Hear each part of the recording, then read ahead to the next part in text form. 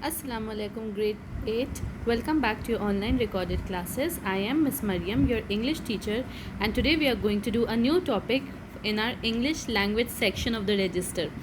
What you have to do is first you have to make a title page and remember to write the date and fill in the index of modal verbs. On a new page, when you make the title page, then turn to the next page and make the web of modal verbs. Right now I am going to explain this to you, then you can fill in the 5 points related to it. I will send you a PDF of this also, but before that try and understand what is a modal verb. Modal verb क्या होते हैं? इनको helping verbs भी कहते हैं. ये helping verbs होते हैं जो वर्ब की हेल्प करते हैं ताकि एक सेंटेंस में वर्ब की जो मेन मीनिंग होती है उसको ऐड करते हैं, एम्फसाइज करते हैं, उसकी मीनिंग को और ज़्यादा एक्सप्रेस करने में हेल्प करते हैं. So modal verbs are also called helping verbs and they add a meaning to the main verb in a sentence. How do they add a meaning? वो कैसे मीनिंग को ऐड करते हैं? वर्ब को ज़्यादा एक्सप्रेस कर सकते हैं हम हेल्पिंग वर्ब के थ्रू. वर्ब की पॉसिबिलिटी, इट्स एबिलिटी, परमिशन, ये सब हम हेल्पिंग वर्ब के थ्रू एक्सप्रेस कर सकते हैं. एग्जाम्पल क्या है? विल, कुड, शैल, शुड, ये सब जो वर्ड्स होते हैं. फॉर एग्जाम्पल अगर मैं सिंपल एक वर्ब बोलूँ बेस फॉर्म ईट, लेकिन मैं अगर बताना चाहती हूँ कि मैं ये चीज़ कल या परसों खाऊंगी तो I will say I will eat. Okay, so these are helping verbs. These are words which help the verb to emphasize the meaning. So there are 10 types of modal verbs in English language: can, could, may, might, will, would, shall, should, must, ought to. ये 10 modal verbs हैं, you have to remember. And हमारे syllabus में जो हमारी text book में है, we have this modal verb which is important right now, that is should. Last year जो हमने मॉडल वर्ब पढ़ा था वो हमने कौन सा पढ़ा था? ऑट. तो ought is basically replaced by should. अगर हम किसी चीज़ you ought to do this, हम अगर किसी को बोल रहे हैं कि you ought to do this, means हम कमांड दे रहे हैं. जब हम ऑट यूज़ करते हैं हम एक कमांड देते हैं. But if you are trying to say you can do it whenever it is your will, whenever you feel likely, तो हम यूज़ करते हैं शुड. जब हम किसी को कमांड नहीं देते, हम उसको प्रेफरेंस देते हैं फ़ौरन करने की या बाद में करने की, तो हम यूज़ करते हैं should. For example, you should go to a doctor. आपने किसी को सजेस्ट करा है कि डॉक्टर को दिखाना चाहिए. Whenever you get time you should go. But if you say you ought to go to a doctor, एक तरह से आप कमांड दे रहे हैं कि आपने फ़ौरन डॉक्टर के पास जाना है. I am going to office, I should reach by 4. मैं ऑफिस जा रही हूँ, मैं 4 बजे तक पहुँच जाऊँगी. ये एक अजम्पशन है. ओके, आई शुड रीच, मैंने अज्यूम करा है. बट इफ़ आई से आई ऑट टू रीच, मैंने किसी भी तरह मुझे 4 बजे तक पहुँचना है. So I hope you understand the difference between should and ought. You have to copy this definition, you have to read it 2 or 3 times, understand and copy these examples also.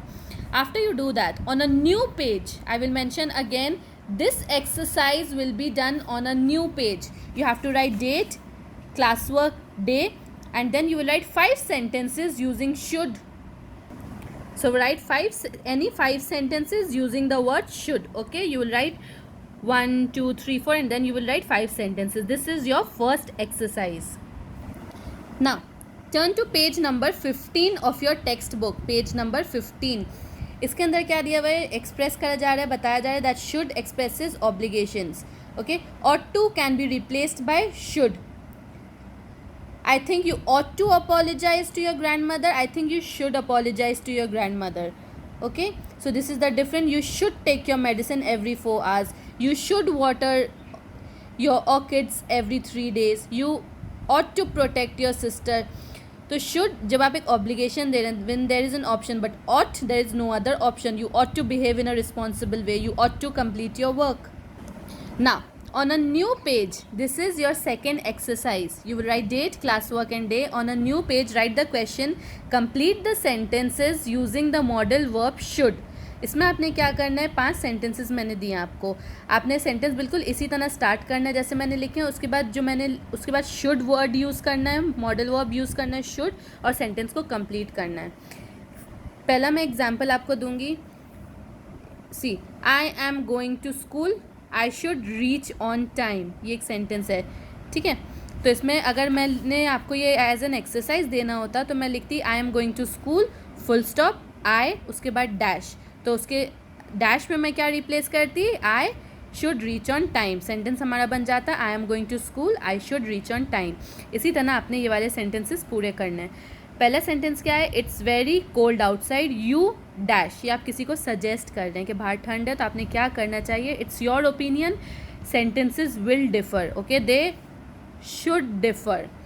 I have a tooth एक, I dash. मेरे दांत में दर्द है तो मुझे क्या करना चाहिए, आई हैव अ टूथ एक, I dash. The zoo is far away, you dash. जू काफ़ी दूर है, हमने जू विजिट करने जाना है तो what must we do, you dash. Number 4, I am very tired, you dash. अगर कोई यहाँ पे इसको इमेजिन करना है कि अगर मैंने आपको कहा है कि I am feeling very tired तो आप मुझे क्या सजेस्ट कर रहे हैं, कि आप मुझे क्या बोलेंगे, you should dash, okay. Number 5, I can't see that, you dash. So you have to complete these sentences. I hope it's clear, it's easy. And with this topic we complete our grammar syllabus. हमारा grammar syllabus यहीं complete होता है. हमने जो different topics कर रहे हैं, application है, modal verb है, active passive है, tenses हैं, यही हमारे grammar का syllabus है. syllabus भी आपको properly share करा जाएगा. Till then practice this, start preparing. You should start preparing and you ought to submit your copies on time, okay. Till then, take care. Allah Hafiz.